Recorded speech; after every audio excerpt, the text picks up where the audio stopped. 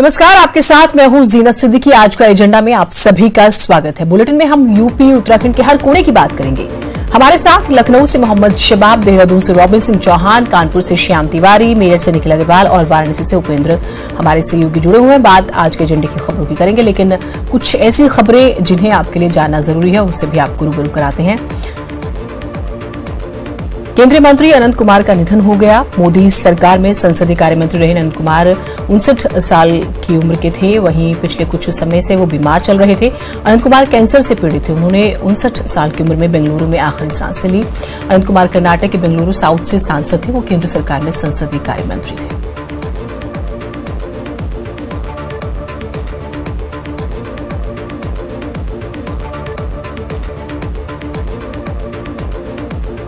निधन से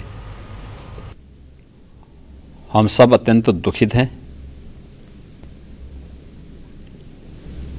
यह स्तब्ध करने वाली घटना है।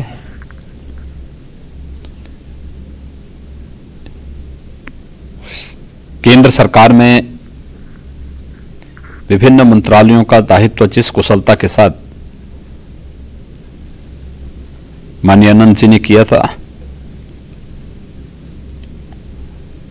संगठन के भी विभिन्न दायित्वों में रहकर के जिस कुशलता के साथ संगठन को नई ऊंचाइयों तक पहुंचाने में उनका योगदान था, सरकार और संगठन दोनों की अपूर्णीय क्षति है।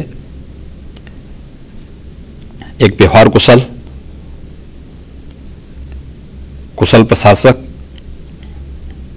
और लोकप्रिय नेता के रूप में अनंत कुमार जी याद किए जाएंगे। मैं उत्तर प्रदेश सरकार की ओर से उनके निधन पर अपनी विनम्र श्रद्धांजलि अर्पित करता हूं। 5 राज्यों में होने वाले विधानसभा चुनाव की शुरुआत आज से हो गई है। छत्तीसगढ़ में आज पहले चरण के लिए मतदान हो रहा है, जिसके तहत कुल 18 सीटों पर वोटिंग हो रही है।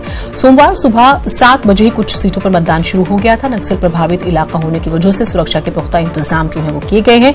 सुबह 7 बजे 10 सीटों पर मतदान शुरू हुआ, जबकि बाकी की 8 सीटों पर 8 बजे से मतदान शुरू हुआ। सोमवार को नक्सल प्रभावित 8 जिले के मतदाता मुख्यमंत्री रमन सिंह समेत 190 उम्मीदवारों की किस्मत का फैसला करेंगे। महिला T20 विश्व कप में भारत ने पाकिस्तान को 7 विकेट से हरा दिया। भारत की ये टूर्नामेंट में लगातार दूसरी जीत है। भारत की ओर से मिताली राज ने सबसे ज्यादा 56 रन बनाए। भारत अब ग्रुप बी में 4 अंक के साथ शीर्ष पर पहुंच गया है। भारत अपना अगला मैच 15 नवंबर को आयरलैंड के साथ खेलेगा। और हमारे तमाम सहयोगी जो हैं हमारे साथ जुड़ गए हैं। आज वो कौन सी ऐसी बड़ी खबरें रहने वाली हैं जिस पर दिन भर चर्चा होगी, नजर बनी रहेगी, ये जानकारी जो है हमें वो देंगे।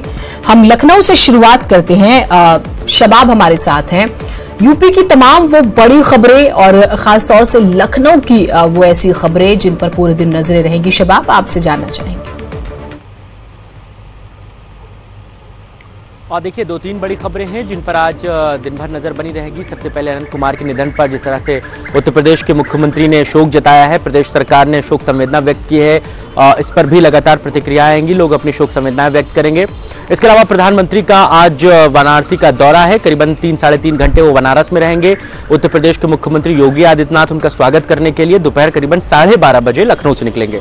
तीसरी बड़ी खबर कांग्रेस से जुड़ी है। आज कांग्रेस एक बड़ा प्रदर्शन करने वाली है। नोटबंदी चूंकि 8 तारीख को हुई थी, उसके बाद आज कांग्रेस का एक बड़ा प्रदर्शन है। लखनऊ में प्रदर्शन किया जाएगा। और चौथी बड़ी खबर जो है वो छठ पूजा से जुड़ी हुई है। चूंकि आज कल नहाय खाए के साथ ही छठ की शुरुआत हो गई थी। आज खरना है, तमाम तरीके की पूजा अर्चनाएं हैं। तो इन तमाम बड़ी खबरों पर आज हमारी नजर बनी रहेगी। जीनत जी, शबाब, आपने नोटबंदी का जिक्र किया, उस पर हम बात करेंगे। किस तरीके से विरोध प्रदर्शन, और अभी भी कांग्रेस जो है इस मुद्दे को कैश करने की कोई मौका नहीं छोड़ रही है। हम देहरादून का रुख कर लेते हैं। क्या कुछ वो ऐसी बड़ी खबरें रहने वाली हैं, ये बताइएगा आप हमें, रॉबिन।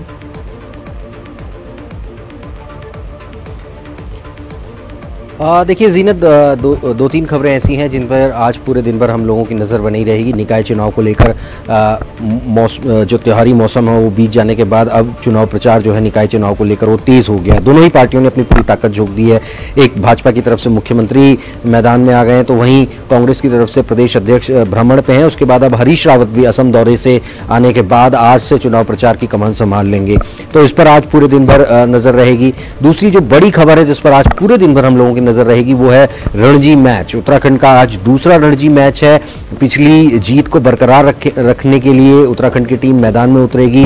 इस समय प्रैक्टिस चल रही है, नेट प्रैक्टिस चल रही है। हम मैदान में ही हैं, स्टेडियम में हैं और मणिपुर से वो अपना ये दूसरा मैच खेलने वाली है, तो उत्साह के साथ मैदान में उतरेगी क्योंकि पिछली जो जीत है जिसमें वो 10 विकेट से बिहार को उन्होंने हराया है, बोनस अंकों के साथ ये जीत उन्होंने हासिल की है। तो अपनी जीत को बरकरार रखने के लिए आज उत्तराखंड की टीम अपना दूसरा रणजी मैच खेलने के लिए उतरने वाली है कुछ ही देर में। तीसरी बड़ी खबर मौसम के मिजाज पर हमारी नजर रहेगी। आज मौसम विभाग ने 4 जिलों में बारिश का जो है पूर्वानुमान जारी किया है, जिसमें और ये बताया जा रहा है कि इस हल्की बारिश के बाद जो है मौसम में और ज़्यादा ठंडक बढ़ जाने वाली है और खासतौर पर ऊंचाई वाले इलाकों में हायर एल्टीट्यूड्स में बर्फबारी का भी अंदेशा मौसम विभाग जता रहा है। इसके अलावा छठ को लेकर, क्योंकि नहाय खाए के साथ छठ की का जो पर्व है वो शुरू हो गया है, उसको लेकर घाटों की साफ सफाई सिंचाई विभाग द्वारा और अलग अलग विभागों द्वारा शुरू कर दी गई है। देहरादून में खासतौर पर, ऋषिकेश के इलाके में खासतौर पर, इन इलाकों में जो है घाटों की साफ सफाई का काम शुरू हो गया है। और छठ की छटा किस तरीके की रहेगी देहरादून में खासतौर पर, उस पर भी आज पूरे दिन भर जीनत हम लोगों की नजर रहने वाली है। एक और बड़ी खबर यह है कि पूर्व प्रधानमंत्री मनमोहन सिंह 3 दिवसीय दौरे पर हैं देहरादून के। कल वो पहुंचे थे रविवार शाम को, जहां रात उन्होंने अपने रिश्तेदारों के साथ बिताई है और आज जो है वो स्वामी राम की पुण्यतिथि के लिए यहाँ पर पहुंचे हैं। जो हिमालयन यूनिवर्सिटी है वहां पर एक कार्यक्रम है जिसमें वो शिरकत करने वाले हैं। तो जीनत, ये तमाम खबरें होंगी आज दिन भर जिन पर हम लोगों की नजर लगातार बनी रहेगी। वाराणसी का जिक्र करते हैं। वाराणसी तो जिस तरीके से उपेंद्र 3-4 दिनों से चर्चा में है ही, प्रधानमंत्री आने वाले हैं, क्या कुछ खास रहने वाला है? 2400 करोड़ की फिगर हम बार बार बता रहे हैं, लोकार्पण शिलान्यास होगा और किस तरह का वहां पर उत्साह है ये भी बताइएगा। और ऐसी कौन सी खबरें हैं जो आज एजेंडा बन सकती हैं? बिल्कुल, देखिए जीनत, प्रधानमंत्री का यूँ तो ये 15वां दौरा है अपने संसदीय क्षेत्र काशी में, लेकिन ये दौरा अब के तक जितने भी दौरे हुए हैं, प्रवास हुए हैं, उनसे सबसे अलग होगा। आज प्रधानमंत्री कई सारी योजनाओं का लोकार्पण शिलान्यास करेंगे, लेकिन जो 2 सबसे अहम हैं जिनको लेकर यूपी में 5 साल तक प्रधानमंत्री नरेंद्र मोदी के संसदीय क्षेत्र से लेकर देश के हर कोने पर उनको घेरने की कोशिश की गई, सियासी मुद्दा बना, वो इनमें शामिल है। सबसे पहली बात गंगा की होगी। गंगा, जिस तरीके से जब प्रधानमंत्री नरेंद्र मोदी यहाँ से चुनाव लड़ने के लिए आए थे, उन्होंने कहा था कि मुझे माँ गंगा ने बुलाया है, तो उसके बाद से लगातार गंगा की अविरलता निर्मलता को लेकर विपक्ष सवाल उठाता रहा है। और आज जब प्रधानमंत्री नरेंद्र मोदी वाजिदपुर की जनसभा से एसटीपी प्लांट जो 2 बनारस में बने हैं उनका लोकार्पण करेंगे, सीवेज ट्रीटमेंट प्लांट जिनके जरिए जो अब तक गंगा में गंदे नाले गिरते थे, उनके ट्रीटमेंट प्लांट का जब लोकार्पण करेंगे तो कहीं ना कहीं अप्रत्यक्ष रूप से विपक्ष को जवाब होगा। तो इसको लेकर जो भाजपा है और जो कार्यकर्ता है, संगठन है, वो खासा उत्साहित है। दूसरी बड़ी जो बात है वो बनारस के जाम को लेकर थी। तो जाम को लेकर जब खुद मौजूदा वक्त में जो गृह मंत्री है राजनाथ सिंह, वो जिस वक्त केंद्रीय भूतल परिवहन मंत्री थे, उस वक्त उन्होंने रिंग रोड को लेकर एक प्रस्ताव बनाया था, लेकिन सरकार जाते ही पूरी फाइल को ठंडे बस्ते में डाल दिया गया। उसके बाद जब सरकार दोबारा आई 2014 में भाजपा की, तो 2015 में फाइल पर धूल हटाकर वापस भेजा गया और केंद्रीय मंत्री नितिन गडकरी ने इस प्रस्ताव को हरी झंडी दी। उसके बाद आज वो रिंग रोड और 4 लेन बनकर तैयार हो गया है। और शायद इसीलिए कि जो प्रधानमंत्री का प्रोटोकॉल आया है उसमें औपचारिक जो है रोड शो की बात ना हो, लेकिन करीब 12 किलोमीटर का ये रोड शो होगा। इस रोड शो के जरिए न केवल प्रधानमंत्री उन NH का जो सपना था वो पूरा जो हुआ है उसको निहारेंगे, बल्कि दोनों ओर से जो काशी की जनता खड़ी होगी वो उनके इस काम का स्वागत करेगी। तो इसको लेकर भाजपा का सबसे बड़ा शो जिसे कह सकते हैं वो आज काशी में होगा। करीबन 2:45 बजे प्रधानमंत्री नरेंद्र मोदी काशी पहुंचेंगे और बाबतपुर एयरपोर्ट से वो सीधे रामनगर जाएंगे, जहां पर इनलैंड वाटर हाईवे 1 जो वाराणसी से हल्दिया तक बना है, उस पर जो पहला मालवाहक जहाज आया है उसमें से पहला कंटेनर उतार कर वो एक कामगार मोदी की जो छवि है उसको दिखाएंगे। वहां पर रिमोट के जरिए वो कंटेनर उतरेगा। उसके बाद वो करीबन 35 मिनट वहां रुकेंगे और जो गंगा पर परिवहन का जो खाका खींचा गया है उसको देखेंगे और आज से जनता को वो बंदरगाह समर्पित हो जाएगा। इसके बाद प्रधानमंत्री सीधे बाबतपुर एयरपोर्ट आएंगे और वहां से प्रधानमंत्री रोड शो के जरिए, जो अघोषित रोड शो है उसके जरिए सीधे वाजिदपुर पहुंचेंगे। वहां से गंगा ट्रीटमेंट प्लांट हो, सीवेज ट्रीटमेंट प्लांट हो, रिंग रोड हो, 4 लेन हो, इसका लोकार्पण करेंगे। कई सारी करीबन 2400 करोड़ की जो परियोजना है उसका दीपावली बाद गिफ्ट देंगे। और जो कुछ खास चीजें हैं, शायद इसीलिए ये इतना बड़ा प्रधानमंत्री खुद इसको लेकर खासा खुश हैं। शायद इसीलिए उन्होंने रविवार को एक बार फिर देर शाम 4 लगातार एक के बाद एक ट्वीट किए और उन ट्वीट के जरिए प्रधानमंत्री ने बदलते बनारस की तस्वीरों को साझा किया। ये कहीं ना कहीं जो एक वो थी जो प्रधानमंत्री ने पिछले दिनों बयान दिया था जब वो आए थे काशी, कि मैं केवल शिलान्यास नहीं करता हूं योजनाओं का, लोकार्पण भी करता हूं। और ये बात अब लगभग साफ है। लेकिन इसके दो पहलू हैं, उस पर भी बात जरूरी हो जाती है। एक तो ये कि प्रधानमंत्री खुद यहां से सांसद हैं, तो उनके लिए बाकी सांसदों की अपेक्षा में ये चीजें थोड़ी आसान है क्या? दूसरी बात ये कि ये भी माना जा रहा है कि इससे ही 2019 इलेक्शन में जैसे गुजरात मॉडल प्रोजेक्ट किया गया, तो हो सकता है ऐसा कहा जा रहा है कि वाराणसी जो मॉडल है उसको प्रोजेक्ट किया जाएगा। इस पर बातचीत करेंगे और भी खबरों के बारे में जानेंगे। अपने और जो सहयोगी उनको शामिल कर लेते हैं। निखिल, मेरठ की जब हम बात करते हैं पश्चिमी यूपी, वो कौन सी खबरें हैं जिन पर पूरे दिन नजर रहेगी और जिनकी संभावनाएं हैं कि वो एजेंडा तो निश्चित तौर पर बन सकती हैं? देखिए जिन्हें सबसे पहले बात करते हैं छठ पूजा की, क्योंकि दिवाली के बाद अब छठ पूजा का दौर शुरू होने वाला है। और जो माइग्रेटेड लोग हैं, जो बिहार से या पूर्वांचल इलाकों से माइग्रेट होकर वेस्टर्न यूपी में रहते हैं, चाहे वो नोएडा, गाजियाबाद या मेरठ की इंडस्ट्रीज में काम करते हैं, तो उनका एक बड़ा समुदाय है, बड़ा तबका है। और ऐसे लोग छठ पूजा बड़े धूमधाम से मनाते हैं। यहाँ अगर मेरठ की बात करूं तो मेरठ के गगोल में भी छठ पूजा के लिए बड़ा मेला लगता है, उसकी तैयारियां शुरू कर दी गई हैं।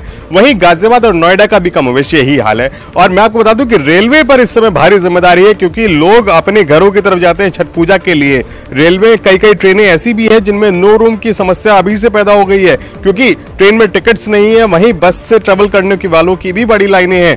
तो ऐसे में छठ पूजा के लिए काफी लोग तो अपने घर की तरफ चले जाते हैं, लेकिन जो लोग यहाँ मनाते हैं उनके लिए भी विशेष अरेंजमेंट्स होते हैं, मेला लगता है और दूसरे तरह के इंतजाम होते हैं। और बड़ी धूमधाम से त्योहार वेस्टर्न यूपी में भी अब मनाया जाता है। मैं आपको बता दूं कि दूसरी बड़ी खबर की अगर बात करें तो वो वायु प्रदूषण से आ रही है। दुखद खबर है लेकिन बहुत महत्वपूर्ण है, क्योंकि जिस तरीके से पिछले दिनों आदेश दिए गए थे कि निर्माण कार्य बंद कर दिए जाएं वायु प्रदूषण को देखते हुए, वो अभी भी बरकरार है। अभी भी गाजियाबाद में जो समय सीमा है वो 15 नवंबर कर दी गई है, यानी 15 नवंबर तक गाजियाबाद में कोई भी निर्माण नहीं होने दिया जाएगा।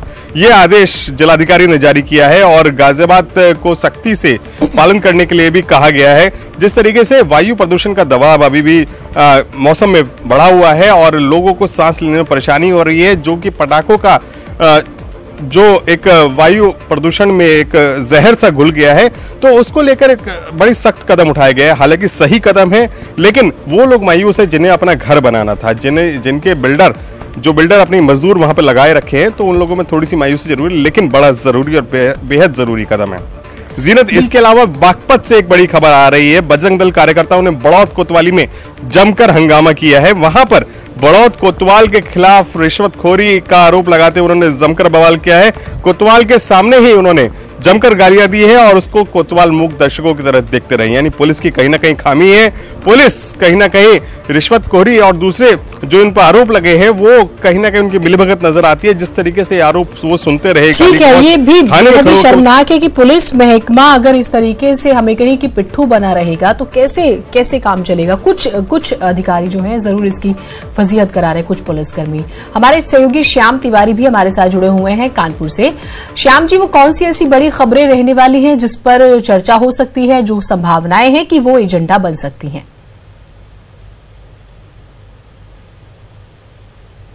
जिन्हें कानपुर और कानपुर के आसपास के इलाकों की अगर बात की जाए तो सबसे बड़ी खबर हमीरपुर से आ रही है। यहाँ के मौदहा कोतवाली क्षेत्र के फतेहपुर गांव में तेंदुए का आतंक देखने को मिल रहा है। तेंदुए ने हमला करके 7 लोगों को घायल कर दिया है, जिनमें से 3 की हालत नाजुक बनी हुई है और इन्हें बांदा के अस्पताल में शिफ्ट किया गया है, जहाँ इनका इलाज चल रहा है। तो तेंदुए के आतंक के चलते 3 टीमें, जो कि एक बांदा की टीम है और हमीरपुर की और साथ ही साथ कानपुर की एक टीम वहां पर भेजी गई है वन विभाग की, जो कि तेंदुए के लिए सर्च ऑपरेशन चला रही है। आपको बता दें, कल रात में पूरी रात सर्च ऑपरेशन चला है, लेकिन तेंदुए को पकड़ने में टीमें नाकाम रही हैं, यानी कि अभी भी वहां पर तेंदुए की दहशत बरकरार है। इस खबर पर हमारी दिन भर नजर रहेगी। वहीं अगर दूसरी बड़ी खबर की बात की जाए तो खबर बांदा से है। बांदा जिला जेल में 2005 में एक कैदी की मौत हो गई थी। कैदी गंभीर रूप से बीमार हुआ था, उसकी इलाज के लिए कानपुर लाया गया था और उसकी मौत हो गई थी, जिसके बाद उसके परिजनों ने जेल प्रशासन पर आरोप लगाया था कि पिटाई के बाद उस कैदी की मौत हुई है और इसके बाद ये लोग नेशनल ह्यूमन राइट कमीशन चले गए थे।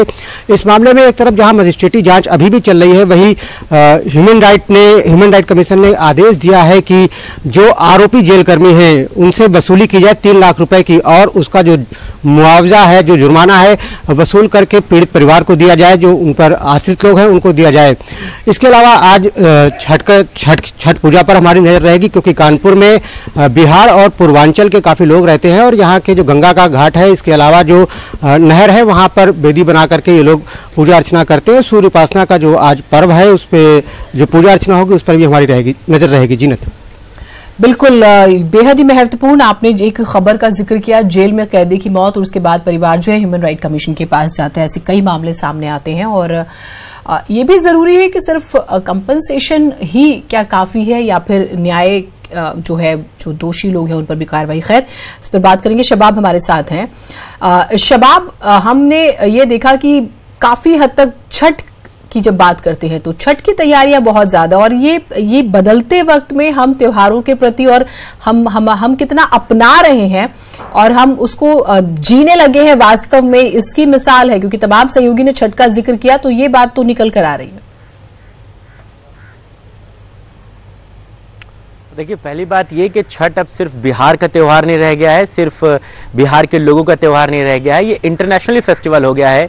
हिंदुस्तान का शायद ही कोई ऐसा कोना हो, आप हैदराबाद में रहते हैं, आप हैदराबाद में भी देखिए छठ का उल्लास क्या होता है। अमेरिका में रहने वाले लोग भी छठ को मनाते हैं, जो बिहार से ताल्लुक रखते हैं। लंदन तक बसे हुए लोग छठ को मनाते हैं और ये बड़ा पर्व 4 दिनों तक चलता है, जिसकी बानगी लखनऊ में भी देखने को मिल रही है। हम लोग लगातार खबरों को भेज रहे हैं, लोगों से बात कर रहे हैं। 25-25 सालों से लोग छठ को कर रहे हैं लखनऊ बसने के बाद आकर। तो यहाँ पर बेहतर इंतजाम है। लखनऊ के गोमती किनारे तमाम जो चीजें हैं उनको बेहतर किया गया है। कल नहाय खाए के साथ ही छठ की शुरुआत हो गई थी। आज खरना है, आज डूबते हुए सूरज को अर्घ दिया जाएगा। इसके बाद कल भी डूबते हुए सूरज को अर्घ दिया जाएगा और परसों सुबह उगते हुए सूरज को अर्घ दिया जाएगा और उसके बाद प्रसाद को मुंह में रखकर व्रती जो हैं वो अपने व्रत को तोड़ेंगे। 3 दिन बिना खाए बिना पिए भूखे प्यासे रहकर ये छठ का व्रत रखा जाता है और छठी मैया को प्रसन्न करने के लिए, मनोकामना पूरी करने के लिए ये पर्व जो है वो बड़े हर्षोल्लास के साथ मनाया जाता है। मोटे मोटे तौर पर जीनत देखिए तो ये प्रकृति का पर्व है, जो प्रकृति को समर्पित होता है। उगते हुए सूरज को अर्घ दिया जाता है, डूबते हुए सूरज को अर्घ दिया जाता है और शायद हिंदुस्तान इकलौता ऐसा देश है जहां उगते हुए सूरज के साथ साथ डूबते हुए सूरज को भी नमन किया जाता हो। तो ये प्रकृति का पर्व जो है वो बड़े हर्षोल्लास के साथ मनाया जा रहा है। बाजारों में रौनक है, गोमती किनारे जो घाट बनाए गए हैं वहां पर चीजें बेहतर हैं। जो आयोजक हैं वो और बेहतर काम को कर रहे हैं। यहाँ पर कल से सांस्कृतिक कार्यक्रम भी करवाए जा रहे हैं। आने जाने वालों पर खासतौर से उनको कोई दिक्कत ना हो उसके लिए तमाम इंतजाम किए जा रहे हैं। जिला प्रशासन बेहतरी के साथ उस पर काम कर रहा है। तो कहीं ना कहीं छठ को लेकर के और तमाम चीजों को लेकर के चीजें जो हैं वो व्यवस्थित रूप में नजर आ रही हैं और कहीं ना कहीं जो है वो छठ जो है वो बड़ा महापर्व है। उसकी वजह यही है कि अब ये आपने कहा कि सिर्फ बिहार तक का नहीं रहेगा और ये बात सच भी है, अब सिर्फ राष्ट्रीय नहीं अंतर्राष्ट्रीय स्तर पर सेलिब्रेट हो रहा है और टेक्नोलॉजी में हम इतने आगे बढ़ चुके हैं कि हर एक पल की खबर हमें मिलती है, तो उस तरीके से तैयारियां भी होती है। किसी को कोई दिक्कत हुई तो वो शिकायत कर सकता है। ये बहुत अच्छी चीजें हैं। कुछ सोशल मीडिया की अच्छी चीजें भी नजर आती हैं। रॉबिन हमारे साथ हैं। रॉबिन, निकाय चुनाव और उसका कमान जो है मुख्यमंत्री जो है उन्होंने संभाली और वो प्रचार प्रसार में काफी जुटे हुए। आपने रणजी मैच का भी जिक्र किया, लेकिन हम निकाय चुनाव की अगर बात करते हैं तो इसको लेकर जो है एक टेस्ट भी है मौजूदा गवर्नमेंट का और ये चीज मुख्यमंत्री समझ रहे हैं।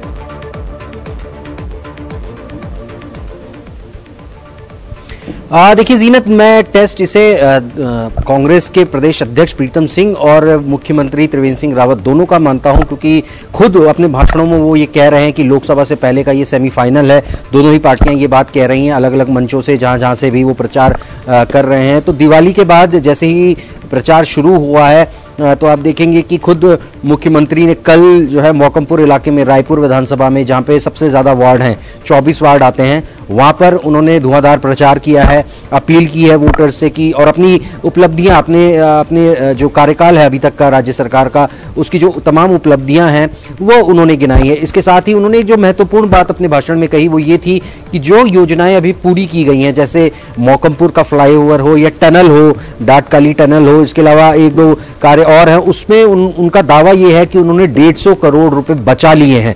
जिनका टेंडर ज्यादा कॉस्टिंग पे हुआ था, उन्होंने कम कॉस्टिंग में, कम लागत में वो तमाम योजनाएं बनाकर तैयार कर दी हैं, जनता को समर्पित कर दी हैं। और उनका ये क्लेम है, ये आरोप है कि ये जो 150 करोड़ रुपए ये भ्रष्टाचार की भेंट चढ़ जाना था, पिछली सरकार ने जिस तरीके का भ्रष्टाचार किया है, तो उसको लेकर उन्होंने इस तरीके के दावे किए। वहीं कांग्रेस इस समय मीटू जो एक तरीके से कैंपेन चल रहा है उसको अपना हथियार बना रही है। कल एक प्रेस कॉन्फ्रेंस पूरे प्रदेश में महिला नेत्रियां जितनी हैं कांग्रेस की, उन्होंने अलग अलग जिलों में की हैं। जिस तरीके से उनके संगठन मंत्री संजय कुमार पे आरोप लगे थे, मीटू कैंपेन के बाद उन्हें हटाया गया था। एक महिला आरएसएस से जुड़ी एक महिला ने ये आरोप लगाए थे और अब उसने तहरीर भी दे दी है इसको लेकर। तो वो उनका ये कहना है कि महानगर अध्यक्ष को हटाया जाए, विनय गोयल को हटाया जाए। जिस तरीके से उन्होंने कोई एक्शन नहीं लिया, उस महिला ने तमाम भाजपा नेताओं से उन्होंने शिकायत की थी उस महिला ने, लेकिन उसके बावजूद उसके कोई कार्रवाई नहीं की गई। तो ये तमाम चीजें हैं जिनको लेकर इस समय दोनों ही पार्टी बेहद ही महत्वपूर्ण। लेकिन मी टू की जब बात आती है तो जो भी लोग शिकायत करना चाहते हैं वो सीधा पुलिस में जाकर शिकायत करें, क्योंकि पॉलिटिशियंस जो खासतौर से राजनीति जो करते हैं इस तरह के विषयों पर, वो ठीक नहीं है। आपके साथ कुछ गलत होता है, आप जाकर हुआ है अगर तो आप शिकायत कीजिए, ये एक चीज रहेगी। वाराणसी से हमारे सहयोगी उपेंद्र भी हैं। उपेंद्र, जैसे कि हम बहुत सौगातें मिलने वाली हैं, काशी को मिली भी है, 15वीं बार प्रधानमंत्री आ रहे हैं, ये बहुत अच्छी बात है। लेकिन दूसरे जो पहलू है, जो कि आरोप लग रहे हैं बार बार, काशी को प्रोजेक्ट किया जाएगा, ठीक है, अगर बहुत अच्छा काम होता है तो प्रोजेक्शन में कोई बुराई भी नहीं है। और इतना काम इस वजह से भी हो पाया क्योंकि प्रधानमंत्री जो सांसद यहां से हैं, और यही पार्टी है जिसमें कुछ और सांसद शिकायत करते हैं कि उनकी सुनवाई नहीं होती और इस वजह से वो अपने संसदीय क्षेत्र में विकास के काम नहीं करा पा रहे हैं। ये भी एक आरोप है विपक्ष का। जी बिल्कुल जीनत, ये विपक्ष का आरोप लगता है और विपक्ष इसको लेकर सरकार को घेरने की कोशिश भी करती है। लेकिन चूंकि बात जब काशी की होती है तो जिस तरीके से काशी को पूर्वांचल का सेंटर बनाया गया है, तो आज अगर आप देखिए तो वाजिदपुर में जिस जगह से प्रधानमंत्री जनसभा कर रहे हैं वो 4 संसदीय क्षेत्रों को जोड़ती है। उसमें खुद प्रदेश अध्यक्ष महेंद्रनाथ पांडे का संसदीय क्षेत्र भी है। तो ऐसे में जो 4 लेन और रिंग रोड जो बना है वो 4 संसदीय क्षेत्र को जोड़ते हुए पूरे पूर्वांचल के लिए लाइफलाइन बन रहा है। यही नहीं, वहीं पर प्रधानमंत्री को जो 30 मिनट की एक डॉक्यूमेंट्री दिखाई जाएगी और 10 मिनट का जो प्रेजेंटेशन दिखाया जाएगा, उसमें पूर्वांचल से लेकर रायबरेली तक और रायबरेली पूर्वांचल से लेकर बांदा यानी बुंदेलखंड मध्य प्रदेश से सटा हुआ जो अंतिम क्षेत्र है, वहां तक किस तरीके से एनएच की 2014 के बाद योजनाएं बनी हैं उसको भी दिखाया जाएगा। तो कई सारी योजनाओं का आज प्रेजेंटेशन भी होगा।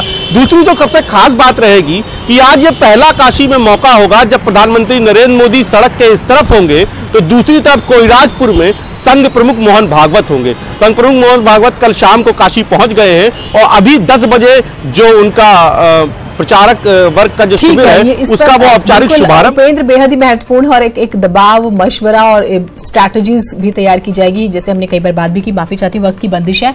कानपुर का भी एक बार रुख कर लेते हैं, हमारे सहयोगी जुड़े हुए हैं श्याम जी। और वो कौन सी ऐसी खबरें हो सकती हैं जिस पर नजर रहेगी, जो एजेंडा बन सकती हैं?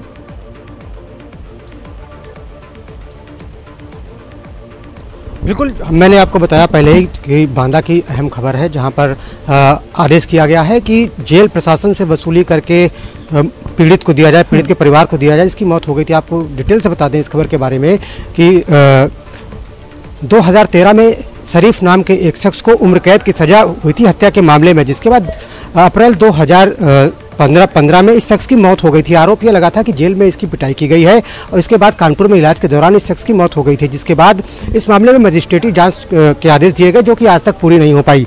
लेकिन वहीं पीड़ित परिवार ने जब ह्यूमन राइट कमीशन का सहारा लिया तो वहां से आदेश दिया गया है कि जो आरोपी जेल कर्मी हैं, जिसमें डिप्टी जेलर का नाम भी शामिल है, उनसे 3 लाख की रकम की वसूली की जाएगी और इन पीड़ित परिवार को दी जाएगी। इसके लिए प्रदेश सरकार को निर्देश दिया है ह्यूमन राइट कमीशन ने, और उसने जिला प्रशासन को निर्देश दिया, और ये जो पूरी रकम है 3 दिन के अंदर दी जानी है। महत्वपूर्ण बात कही, और इस खबर के जरिए एक विषय उठता है, क्योंकि बहुत सारे ऐसे परिवार हैं जिन्हें बहुत ज्यादा जानकारी नहीं है ह्यूमन राइट कमीशन की, जिनके अपनों की जेल में मौत होती है किसी भी वजह से, तो वो यहां तक पहुंच सकते हैं। हमारे साथ निखिल भी है, वक्त की थोड़ी सी बंदिश है। निखिल, और वो कौन सी खबरें हो सकती हैं जो एजेंडा बन सकती हैं? देखिए जीनत, मैं आपको बता दूं, मेरठ में कूड़े की बहुत बड़ी समस्या है और इसी कूड़े की समस्या से लड़ने के लिए क्लब सिस्टी यानी 60 पार वाले जो लोगों ने एक अपना क्लब बनाया है, तो उन्होंने एक नगर निगम के साथ मिलकर एक साझा अभियान चला रहे हैं, जिसमें कंपोजिट खाद बनाई जाएगी। यानी मेरठ के जो पार्क हैं वो उस कंपोजिट खाद से हरे भरे होंगे और कूड़े की समस्या से भी कुछ ना कुछ राहत मिलेगी। यानी एक बड़ा एजेंडा है मेरठ के लिए कूड़ा, और उस कूड़े की समस्या से निजात दिलाने के लिए 60 पार के लोग इसको सोच रहे हैं और एक अच्छा काम कर रहे हैं। ठीक है, बहुत शुक्रिया आप सभी सहयोगियों का, आप हमारे साथ जुड़े और वो खबरें आपने हमारे दर्शकों को बताई जो दिन भर जो है चर्चा में रहेंगी, जो एजेंडा बन सकती हैं। और कूड़े के निस्तारण के लिए हर स्तर पे जो व्यक्ति काम कर सकता है उसे करना चाहिए, सिर्फ 60+ वाले ही क्यों। खैर, बुलेटिन में इतना ही। हमारी पहुंच आपकी ताकत है। न्यूज 18 यूपी को देखने के लिए आप लॉग इन कर सकते हैं news18up.com, हमारा फेसबुक पेज है /news18up। आप हमें ट्विटर पे भी फॉलो कर सकते हैं news18up, और हमारा यूट्यूब चैनल है /news18up उत्तराखंड।